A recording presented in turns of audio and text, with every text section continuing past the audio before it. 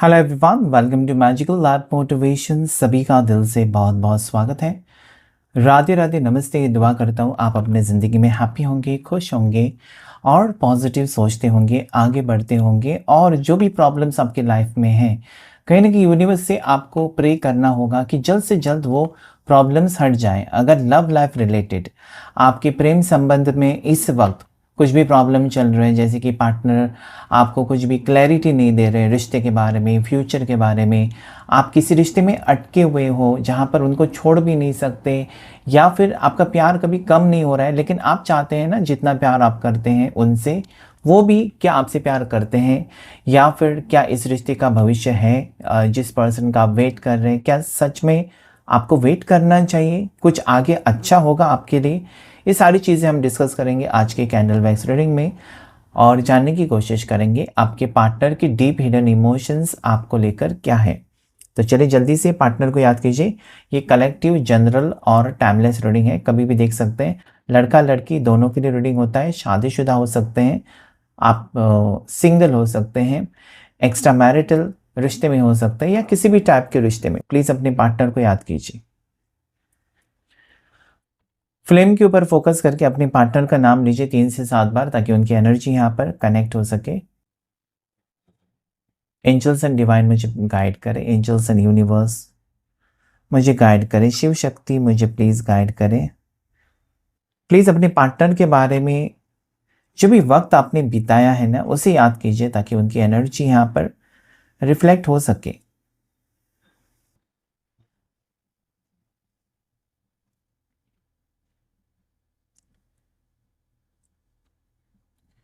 मुझे ऐसा लगता है ना, यहाँ पर अगर मैं फ्लेम के ऊपर देखूँ और ड्रॉप्स के ऊपर देखूँ, रिश्ता टूटते टूटते बचा हुआ नज़र आता है मुझे।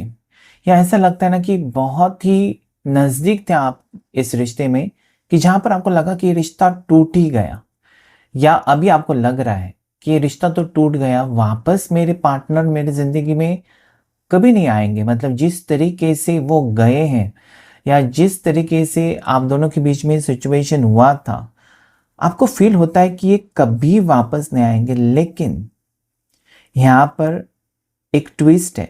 यहाँ पर मुझे इस वक्त ये पर्सन आपके बारे में ना गहराई से सोचते हुए नजर आते हैं।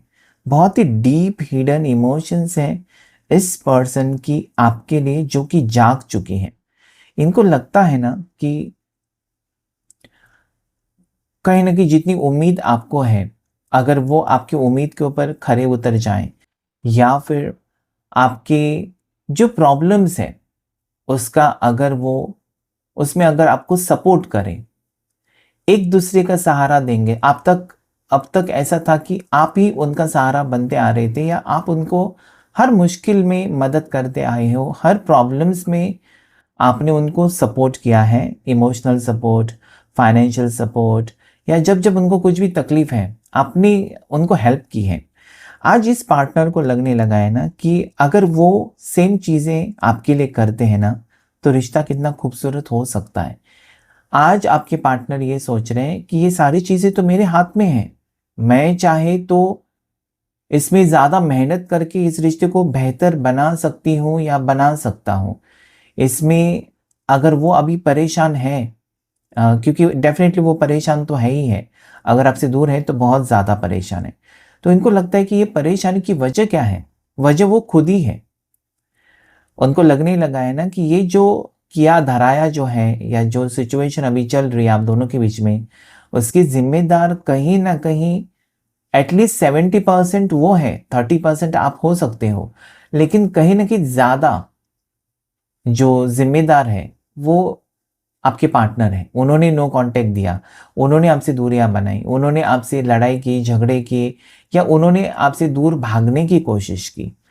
आ, उनको आज ऐसा लगता है ना कि मुझे इसमें से भागना नहीं चाहिए था। आपके पार्टनर ये सोचते हैं कि उनको ना इसमें भागने के बजाय इसका सॉल्यूशन ढूंढने में आपको मदद करनी थी, जो कि उन्होंने नहीं किया।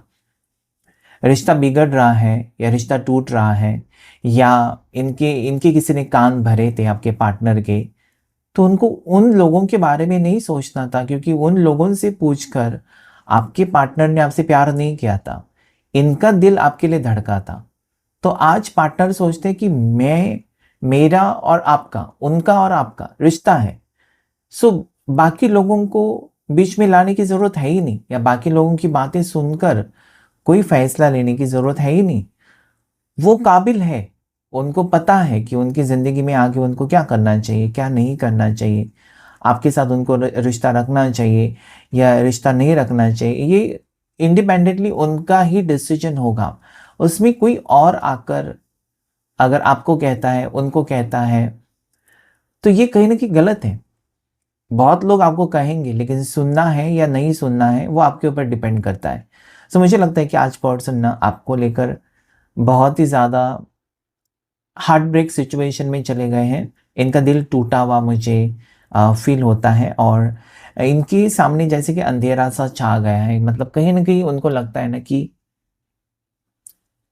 दिस टाइम, इस वक़्त या इस घड़ी, इस समय, जो भी समय आप दोनों के बीच में चल रहा है, उसके ज़िम्मेदार वो हैं। वो मान रहे हैं कि उनकी वजह से हुआ है। काश कि वो आपका हाथ ही नहीं छोड़ते। काश कि वो आपकी प्रॉब्लम्स को समझते और उसमें आपको उसमें से निकालने की कोशिश करते। ये आपको ढकेलते गए और ज़्यादा प्रॉब्लम्स में अपने आप से दूर करते गए।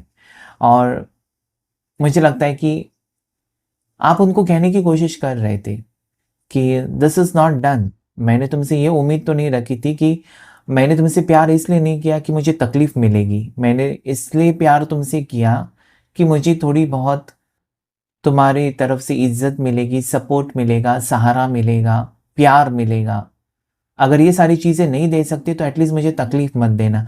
कहीं न कहीं आपकी सोच अभी बहुत ज़्यादा स्ट्रेट फॉरवर्ड मुझे लगती है ना, कि मुझे बस ये चाहिए। अगर तुम ये दे सकते हो तभी मेरे साथ रिश्ते में आना।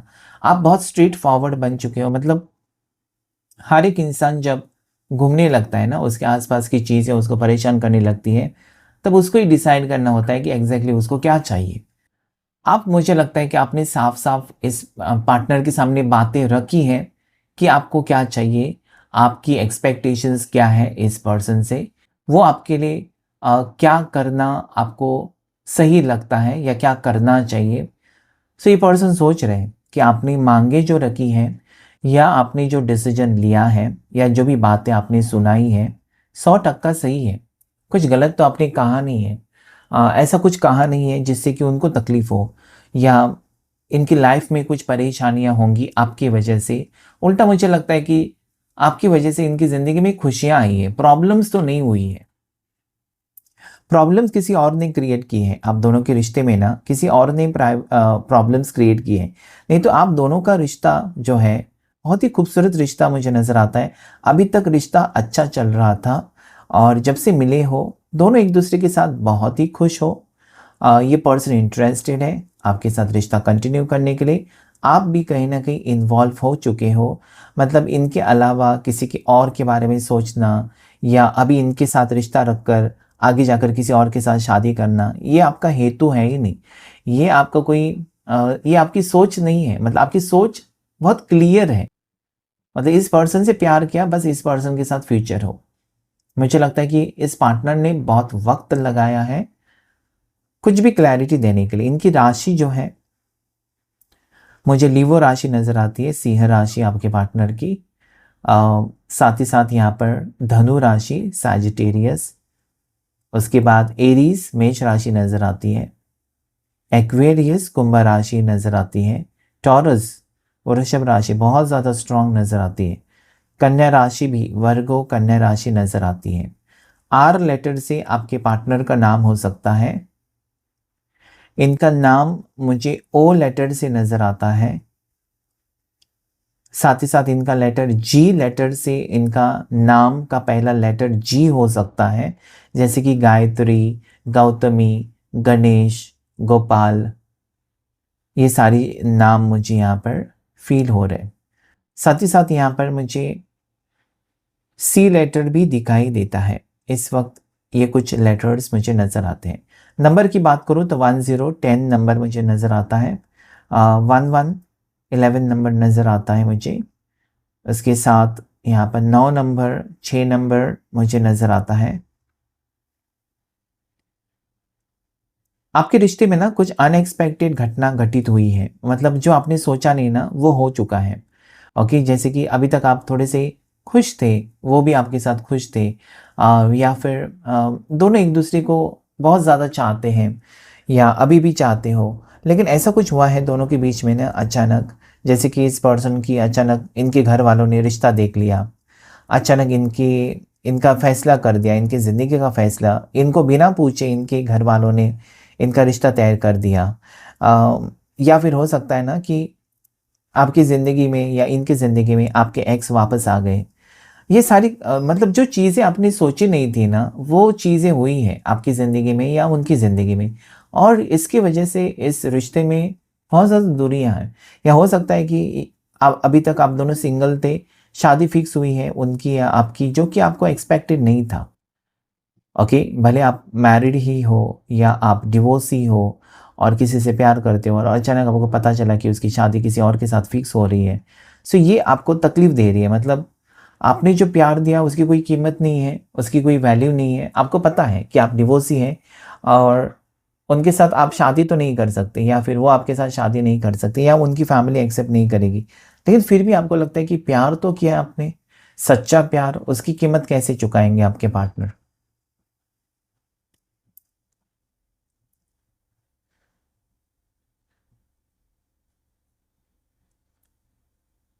यहाँ पर मुझे ना अजीब सा सिंबल नज़र आता है, जैसे कि दो लोग मिलते हुए हैं, या फिर दो लोग, जैसे कि टू ऑफ कप्स की एनर्जी यहाँ पर मुझे नज़र आती है। एक सोलमेट टाइप का कनेक्शन में आप दोनों हो सकते हो, जहाँ पर अभी आपको लगता है ना कि इतनी प्रॉब्लम्स आ गए आपके रिश्ते में, इतने प्रॉब्लम्स आ गए कि ये रिश्ता फिर से नहीं जुड़ेगा, या फिर इस रिश्ते में भविष्य है ही नहीं।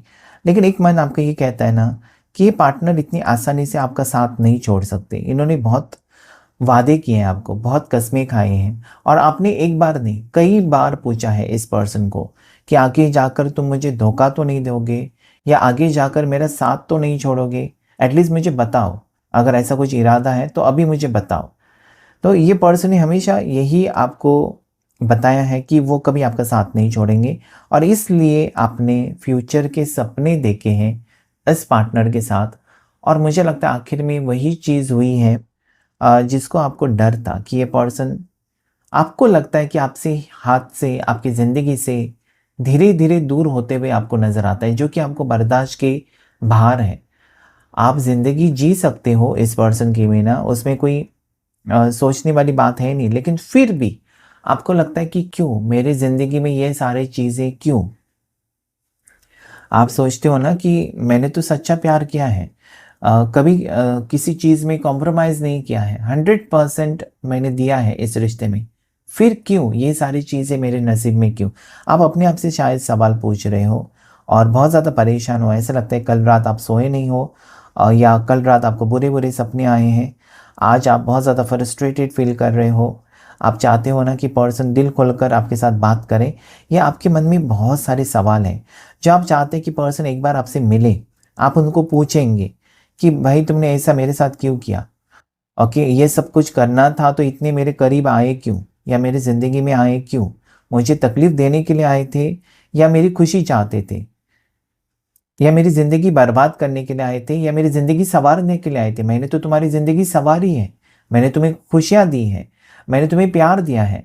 हर चीज़ जो भी तुमने माँगी है वो दी है। कभी ना नहीं कहा किसी चीज़ के लिए। फिर आज मुझे ये तकलीफ़ क्यों? आज फिर से मुझे ज़िंदगी में मेरे अकेलापन क्यों?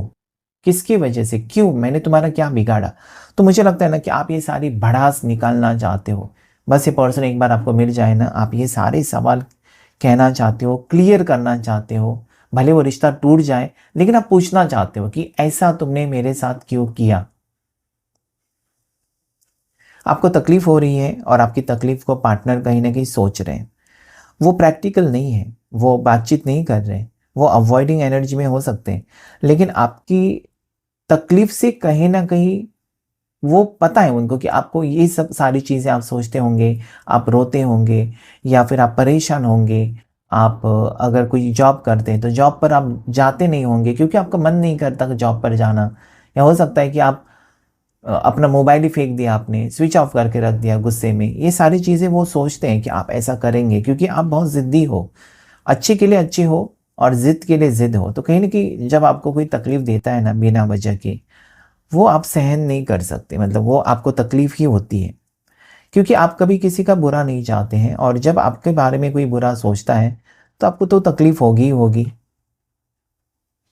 एक घर बनता हुआ मुझे नज़र आता है, 4 ऑफ वॉन्ड्स की एनर्जी मुझे नज़र आते हैं। आने वाले 4 दिन, 4 हफ़्ते आपके लिए इम्पोर्टेंट हो सकते हैं कि ये पर्सन लौट कर आए। रीयूनियन की एनर्जी यहाँ पर मुझे न एक मंडप नज़र आता है, जैसे कि शादी का मंडप होता है ना, उस टाइप की एनर्जी नज़र आती है कि कुछ सेलिब्रेशन होगा या आप दोनों कहीं न कहीं मिलने वाले हो, किसी शादी में मिलने वाले हो, किसी फेस्टिवल या कहीं एक ऐसी जगह पर जहाँ पर वो और आप आमने-सामने आने वाले हो। Okay, so yes there are chances of meeting again. M letter से नाम हो सकता है आपके पार्टनर का, जैसे कि मनीष, मनीषा, मोहिनी, ओके, महादेव, ये एम लेटर से नाम मुझे नज़र आते हैं। मोंटी हो सकता है, एन लेटर भी नज़र आता है, ओके, जे लेटर, टी लेटर मुझे नज़र आते हैं। फिर से एक डॉग का सिंबल यहाँ पर बना हुआ है। ये पर्सन आपको कहना चाहते हैं ना कि मैं धोखेबाज नहीं हूँ। ये आपको ये पुरावा देना चाहते हैं, प्रूव करना चाहते हैं कि मैं लॉयल हूँ। मैंने जानबूझकर ऐसा कुछ भी नहीं किया है। मेरे घर वालों ने मेरी गैर मौजूदगी में हो सकता है कि उनका रिश्ता किया, बिना बताए उनका रिश्ता किया, या घर वाले बहुत ज़्यादा काफ़ी कंट्रोलिंग हो सकते हैं और इन्होंने अगर बात करने की कोशिश की तो डायरेक्टली ना कह दिया कि वो रिश्ता नहीं हो सकता, उसके साथ तुम्हारी शादी नहीं हो सकती। सो ये थोड़े से मायूस है, मतलब ये इनके लिए भी अनएक्सपेक्टेड था। अगर इन्होंने सोचा था ना कि आगे जाकर फैमिली से बात करेंगे, इनको भरोसा था कि इनकी फैमिली जो है पार्टनर की, उनकी खुशी चाहती है और अगर वो कहेंगे आपके बारे में तो एक्सेप्ट कर लेंगे, मना नहीं करेंगे। ये तो सोचा तो था आपके पार्टनर ने, लेकिन शायद लगता है इनकी फैमिली बहुत ज़्यादा सख्त हो चुकी है और इनके ऊपर जैसे कि ना इन्होंने बहुत ज़्यादा कंडीशंस रखे हैं कि ऐसा नहीं हो सकता, तुमने अगर तुम्हारी मर्ज़ी से शादी की तो तुमको घर छोड़ना होगा और तुमको अलग रहना होगा, इस घर में नहीं आ सकते, या फिर तुमको प्रॉपर्टी से बेदखल किया जाएगा। ये सारी चीज़ें हैं ना जो कि पर्सन आपको बताना तो चाहते हैं, लेकिन कैसे बताएँ?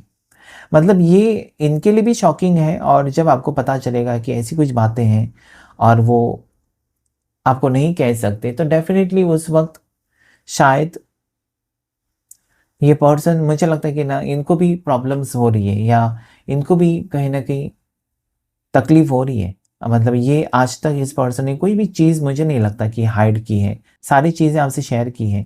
लेकिन अपनी फैमिली के बारे में बातें आपसे छुपाई है बहुत बार। ओके, इसलिए छुपाई क्योंकि कहीं आपका दिल ना टूट जाए, आपका टेंशन ना बढ़ जाए। ओके, आप एक इमोशनल पर्सन हो सकते हो।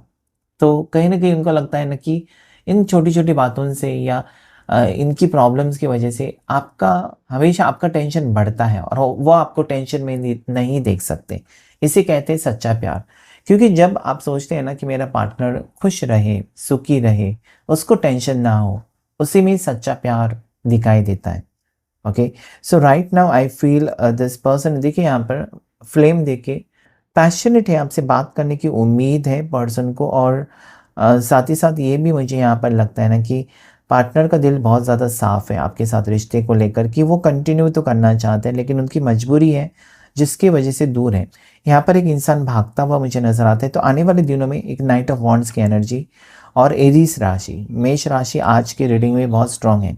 ये आपको कहना चाहते हैं ना कि कुछ वक्त मुझे और लगेगा, मुझे सिचुएशन को हैंडल करने दो अपने तरीके से, और जब मुझे लगेगा कि यस रास्ता क्लियर है, तभी मैं तुमको अप्रोच करना चाहता हूँ या चाहती हूँ, इस टाइप की एनर्जी है। सो ये सारी चीज़ें या सारी परेशानियाँ इस वक्त अकेले झेल रहे हैं और आपको लगता होगा कि पर्सन आपको डिच कर रहे हैं, या फिर ये आपसे दूर भाग रहे हैं, या फिर हो सकता है आपको लगता है कि पर्सन आपसे कुछ बातें छुपा रहे हैं, ये भी हो सकता है। एंजल नंबर जो मुझे दिखाई देता है वह है 111, जिसे आप क्लेम कर सकते हैं। एंजल नंबर 666 नज़र आता है, या 1010 भी मुझे यहाँ पर नंबर दिखाई देता है। जो भी आप पॉजिटिव फील करते हैं उसे आप क्लेम कर सकते हैं। धनु राशि आज के रीडिंग में बहुत स्ट्रांग है। सैजिटेरियस और एरीज मेष राशि बहुत ज़्यादा स्ट्रांग है। देखने की कोशिश करेंगे टैरो कार्ड रीडिंग से कि आपके लिए क्या एनर्जी है इस वक्त, आपके पर्सन आपके टुवर्ड्स क्या सोच रहे हैं, हम जानने की कोशिश करेंगे टैरो कार्ड रीडिंग से कि आपके पर्सन इस वक्त आपको लेकर क्या सोच रहे हैं, उनकी गहरी भावनाएं क्या है, फीलिंग्स क्या है, डीप हिडन सीक्रेट फीलिंग्स आपके पार्टनर की आपको लेकर, और आगे क्या होगा। Okay, there is king of swords,